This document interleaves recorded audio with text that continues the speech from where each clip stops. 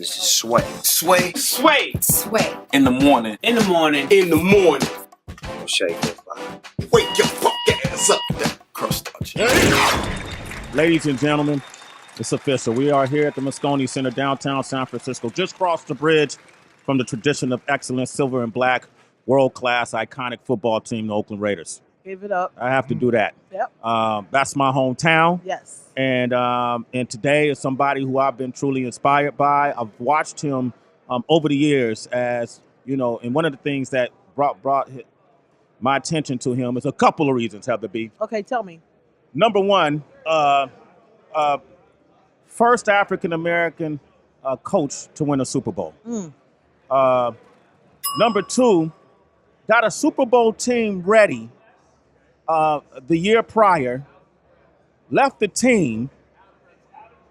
The team then assumed the Oakland Raiders coach and then won the Super Bowl, the Tampa Bay Buccaneers against the Oakland Raiders. Absolutely. And it was his science and blueprint, similar to the argument we make about Mark Jackson and the Golden State Warriors, really the Oakland Warriors, and Steve Kerr. Not to take away from Steve Kerr. Right. But it was Mark Jackson's blueprint that set the Warriors up to win, you know, the NBA championship. Agreed. This man is iconic. Yes. 2016 class of the Pro Bowl Hall of Fame, Heather B. An amazing father of, I lost count on the kids, but no disrespect, 10 kids, going for his own football team, Heather B. Got to. Amazing commentator. If you don't know anything about the game and the science of football, listen to him. And there's not anyone who's going to tell you more, but there's folks who can tell you, you know, equals amounts, but not quite like he does. And he's an official citizen of Sway in the Morning as of today. The one and only Tony Dungy is here, ladies and gentlemen. Man. Oh, man. Amazing. How you doing, Thank you. sir? I'm doing great, Sway. It's good to be with you. And we got to talk some Oakland, Pittsburgh before, so no, that's awesome. Yeah, man. We were talking about like Fred Valentikoff, receiver. I told him we had Amari on today, Amari Cooper, Right, and I was running down our lineage, and we started talking about Ray Guy and Kenny Stabler, Throwing it back. And so Lester Hayes, who is somebody, you know, I modeled my football, Coach Dungy. I modeled my football career after Lester Hayes. Okay. You know, that's Coach the kind Dungy, would you like to ask Sway how long his football career was? Since he modeled it that way, how long did that career last? Oh, man. Let me see. I was in the 6th and 7th grade when I played Pop Warner football, 3 seasons. Okay. And definitely all Bay Area, right? Yeah, all Bay East Area. Bay. Yeah. That's what we were doing. 3 seasons. Coach Dungy, you coached Mr. Manning, you know, the legendary Peyton Manning. And, you know, I've been having this argument, you know, with folks, because I'm a Cam Newton fan, nothing against Manning. And people was like, you know, this may be his last year. We hope to see him win because of that. You know, Cam Newton got tons of Super Bowl rings to win. But I tell people, they said the same thing about Peyton Manning. Yeah. You can never guess when you're going to win another Super Bowl, correct? When our team got there, I said, take advantage of this moment because you don't know if you're going to be back again. I was a young coach in Pittsburgh. We coached against Dan Marino his second year, and he was on fire and took him to the Super Bowl against San Francisco. 49ers beat him, and everybody said, well, Marino, they're going to win 3 or 4 more. He never got back.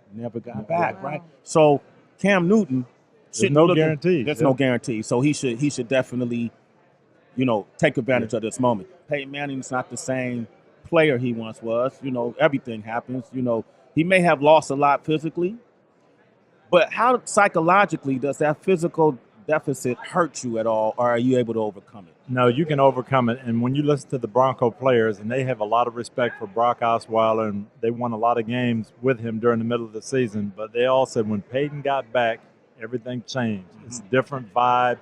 He brings things to the table. He pushes players. He gets them in the right plays. He just brings out the best in you.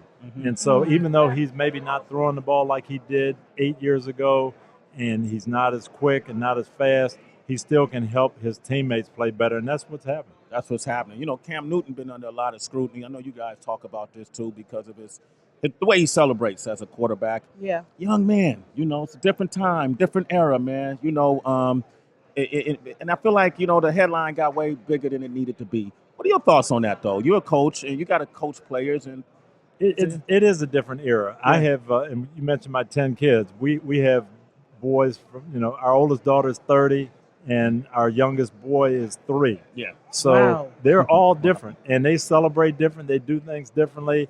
I saw it when I first came in the league in the 70s. There was different kinds of celebrations. These kids are excitable now, and they enjoy things, and they have fun, and that's what Cam is doing. I don't look at it as anything different than, Magic Johnson bringing that energy. I remember Kareem, when they first started playing together in L.A., saying, man, this kid has so much fun, and he's made basketball fun. Yeah. And I think that's all Cam is doing.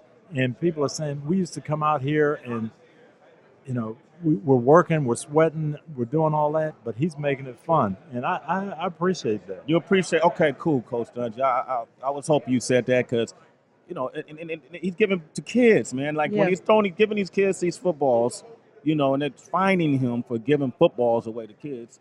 I'm going to go a little old school on you. When I got to Pittsburgh, played with the Steelers, the baseball team, the Pirates, they were winning World Series, and they were doing it differently. They had the flashy black and gold and Willie Stargell, and We Are Family, and they're playing Sister Sledge before the games.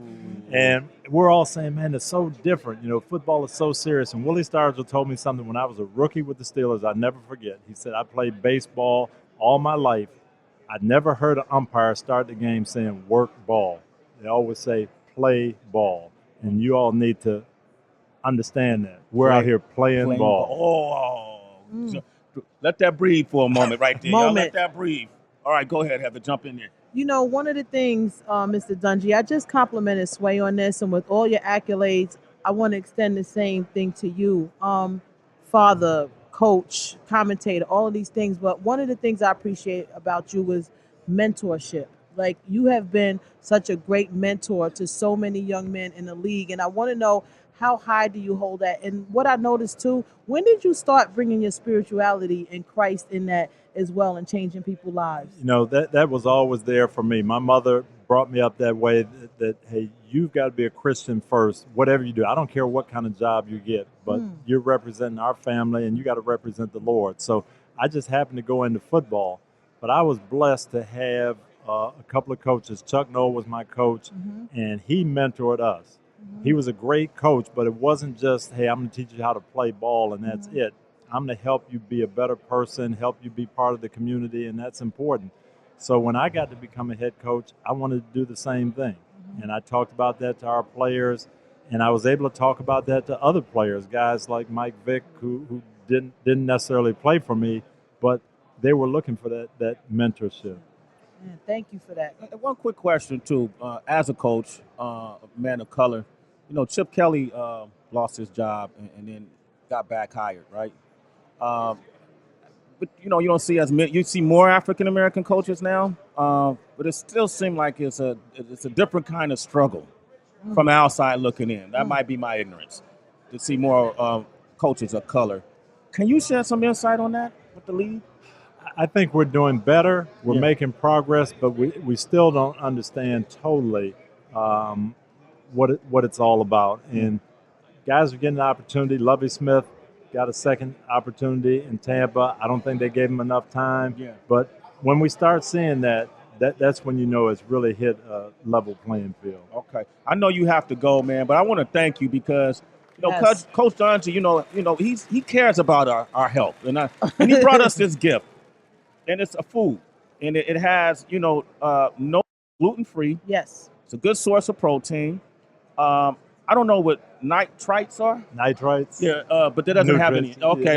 Yeah. No. And I was turned it around. It's Heartland Quality Omaha Steaks, hickory smoked pork sausage jerky. Yep. Now, but we're gonna get you some beef jerky, some pure beef jerky too. Okay. But so if you like pork, you can get pork. If you like beef, you get beef. And so from Omaha Steaks, and they're teaming up with All Pro Dad, our charity, to help men be better dads. Okay, man, I appreciate this, man. So if you're into pork or beef, pick up this Heartland Quality Omaha Steaks.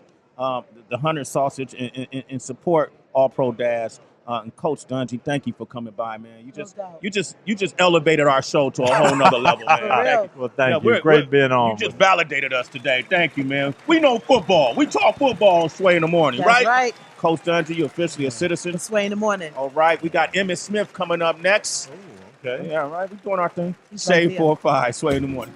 It's Sway in the Morning, only On Shade 45.